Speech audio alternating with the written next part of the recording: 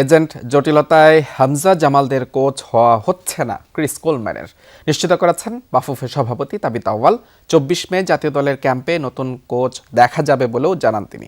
Hamza সমিতদের coach হওয়া দৌড়ে জার্মানির থমাস ডুলির নাম গুঞ্জন ছড়ালেও তা স্পষ্ট করেনি বাফুফে বস। ২-১ দিনের মধ্যে চুক্তি সই করে নতুন কোচের নাম ঘোষণা করা হবে বলে জানিয়েছেন বাফুফে সভাপতি।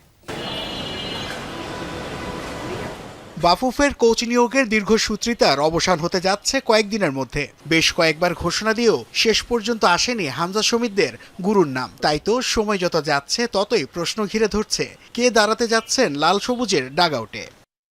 ক্রিস কোলম্যানের নাম বহুবার উচ্চারিত হলেও এজেন্ট জটিলতায় এই ওয়েলসম্যান যে ছিটকে গেছেন রেস থেকে তা অনেকটাই পরিষ্কার করে দেন বাফুফে বস। এদিকে জার্মান কোচ থমাস ডুলির নাম বাতাসে ভেসে বেড়ালেও এখনই তা স্পষ্ট করতে চান না তাবিথ আউয়াল। এজেন্ট ফি, উকিলের ফি বা রিপ্রেজেন্টেটিভ কোনো খরচ আমরা কখনো দিই নাই। সেই এজেন্ট আমাদেরকে জানিয়েছে যে তারা তাহলে এই প্রক্রিয়াতে আর এগ্রিমেন্ট চূড়ান্ত করতে চাচ্ছে না। এখন আমাদের প্রক্রিয়া চলছে যে আরেকজন কোচের সাথে ফাইনাল করার জন্য।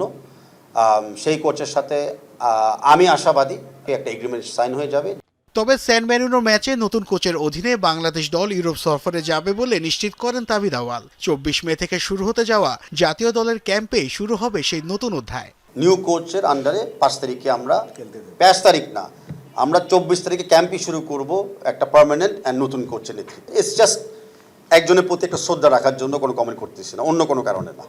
আগামী ২ বছরের দীর্ঘমেয়াদী পরিকল্পনায় বিশেষ নজর থাকবে বাফুফের। দলের উন্নতির জন্য সেরা কোচ নিয়োগে সর্বোচ্চ চেষ্টা করবে ফেডারেশন। আগামী ২ বছরে আমরা একটা রিবিল্ড ফরমেশনে আমরা যেতে পারি কিনা, নতুন স্কাউট করে নতুন প্লেয়ার আমরা আনতে পারি কিনা। যেই কোচই আমরা নিয়োগ করব আমাদের বিবেচনায় আছে যে সেই কোচের দায়িত্ব কিন্তু এই ২টি বছরে ৮টা ফিফা উইন্ডো, সো ম্যাক্সিমাম হয়তো ১৬টা ম্যাচ আমরা সেই জায়গায় আমরা খেলতে পারবো। হেড কোচ নিয়োগের ইস্যুতে এবার জোরে সোরে মাঠে নেমেছে বাফুফে। কিছু আনুষ্ঠানিকতার পর ২-১ দিনের মধ্যেই চুক্তি সেরে ফেলার কথা জানিয়েছে ফেডারেশন। ওই মনোভাবটা নিয়ে যেন সামনের দিকে এগিয়ে যেতে পারে। নাসিফ শুভ, যমুনা স্পোর্টস, ঢাকা।